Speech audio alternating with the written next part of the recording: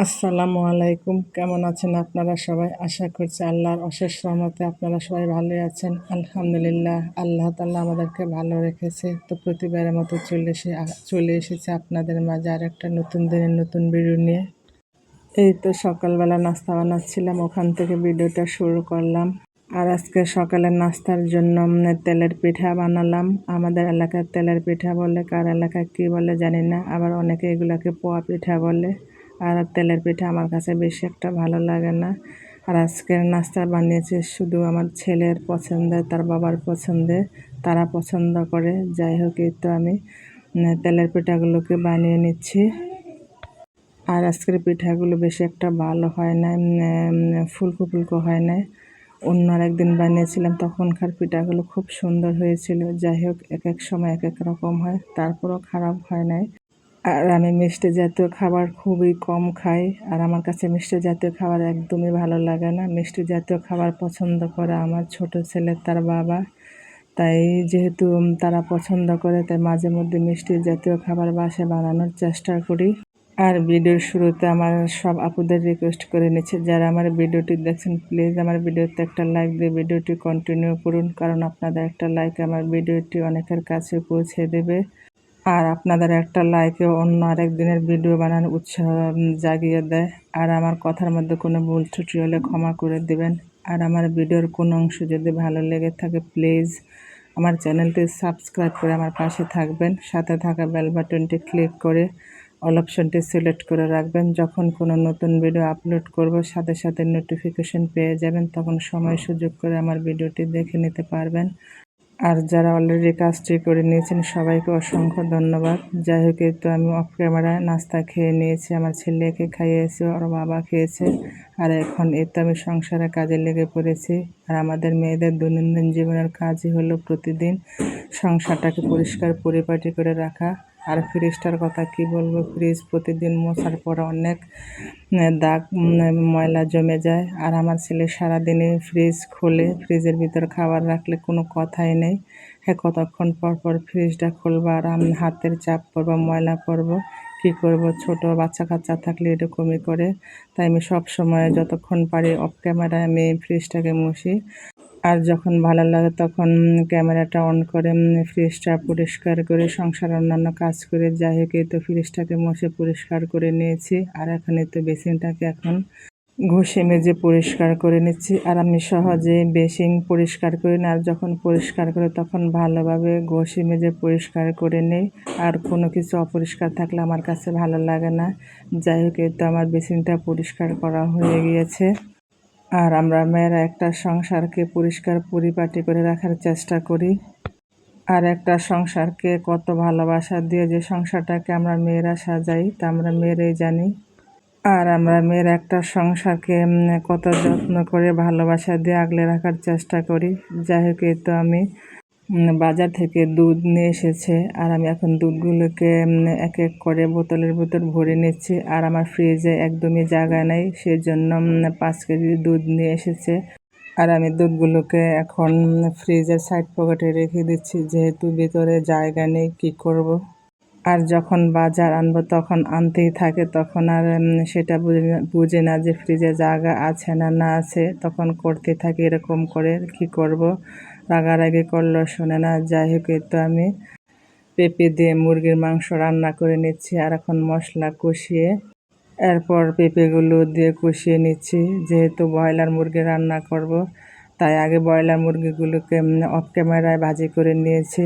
আর যেহেতু ভাজি করার মধ্যে অনেকটা ব্রয়লার মুরগি সিদ্ধ হয়ে গেছে, তাই আমি আগে পেঁপেগুলোকে কষিয়ে নিচ্ছি। আর কি বলবো, পেঁপে দিয়ে ব্রয়লার মুরগি রান্না করেছি, এতটা মজা হয়েছে। আর আগে পেঁপে আমার কাছে ভালো লাগতো না, আর এখন আমি পেঁপে দিয়ে মুরগির মাংস রান্না করি, খুব মজা হয়।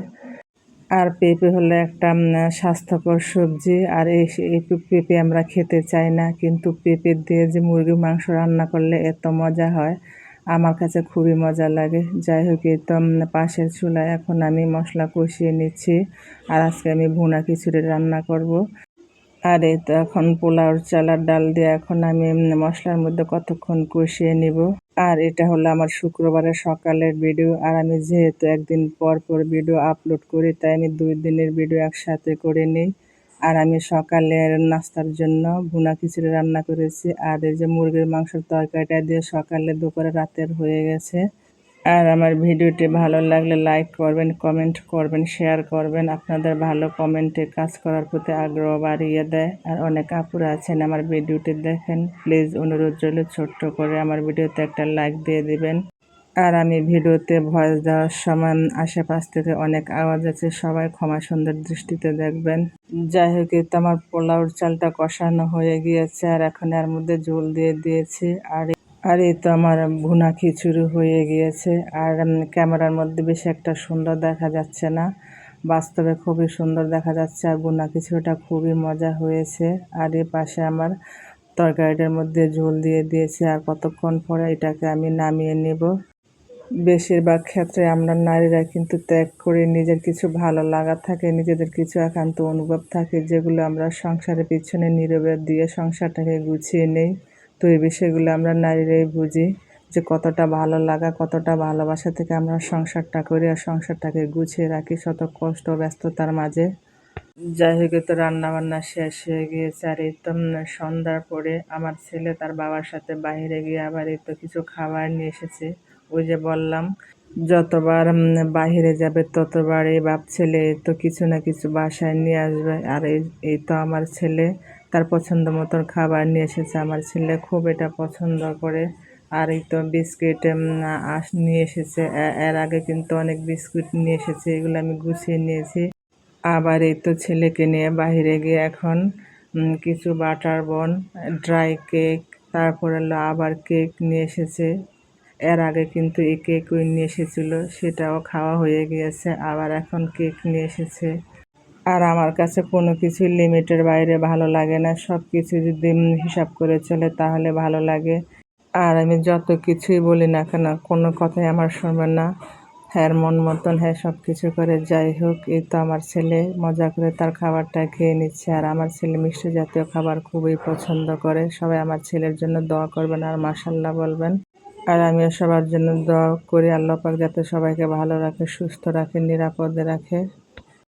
আর আমার ছেলে তার বাবাকে পেয়ে তো মহা খুশি, প্রতিদিনে বাইরে যায় আর প্রতিদিনে মজা খায়। আর বললে, বাবা তুমি আর প্রবাসে যেও না।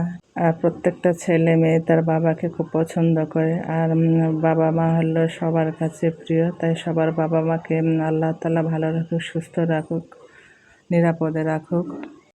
আর আমি কাজকর্ম যাই করে তো আপনাদের মাঝে শেয়ার করি, কার কাছে কতটুকু ভালো লাগে জানি না। যদি ভালো না লাগে তাহলে আমার বলার কিছু নেই। আর যাদের কাছে ভালো লাগে তারা আমার ভিডিও ভালোবেসে দেখবেন। আর একটা ভিডিও বানাতে অনেকটা কষ্ট হয়, তাই আমার কষ্টের কথা বিবেচনা করে আমার পুরো ভিডিওর অংশ জুড়ে থাকবেন। আর ভিডিওটি কেউ টেনে টেনে দেখবেন না। আর এই তো আমি বিকেলে নাস্তার জন্য সেমাই রান্না করে নিচ্ছি। আর শুধু খালি এখন মিষ্টি জাতীয় খাবার, মিষ্টি আর মিষ্টি, যেহেতু আমার ছেলে মিষ্টি জাতীয় খাবার পছন্দ করে, তাই বাসায় যতক্ষণ মিষ্টি জাতীয় খাবার থাকে ততক্ষণই আমি রান্না করে দেই। আর এই তো সেমাই আর হলো নারকেল একসাথে করে এখন আমি দুধের উপরে দিয়ে নিচ্ছি। আর এই লাচ্ছা সেমাইটা রান্না করতে অনেকটা দুধ লাগে। আমি যখন রান্না করেছি আজকে বুঝতে পারি নাই, অনেক আঠালো হয়ে গিয়েছে। পরে আবার আলাদা করে দুধ গরম করে দিয়ে এটার উপরে ঢেলে দিয়েছি, কারণ এটা আঠালো হলে খেতে ভালো লাগে না। যত দুধ হবে তত খেতে মজা লাগে। আর এই সেমাইটা হলো দুধের সেমাই, যত দুধ পড়বে ততই মজা লাগে। আর এই তো আমার সেমাই রান্না হয়ে গিয়েছে। আর আমার ছেলে পাশে দাঁড়িয়েছে, বলতেছে আম্মু তাড়াতাড়ি দাও আমি খাই। আমার ছেলে খুবই পছন্দ করে। আর ছেলে মেয়ে যদি কোনো কিছু পছন্দ করে তখন আমার কাছে ভালো লাগুক আর না লাগুক, তখন চেষ্টা করি আমার ছেলে মেয়েকে তৈরি করে দেওয়ার জন্য, কারণ ছেলের মেয়ের পছন্দেই সব কিছু। যাই হোক, আল্লাহ তাআলা সবাইকে ভালো রাখুক, সুস্থ রাখুক, সেই দোয়া এবং ভালোবাসা নিয়ে ভিডিওটি শেষ করে দিলাম। আল্লাহ হাফেজ, আসসালামু আলাইকুম।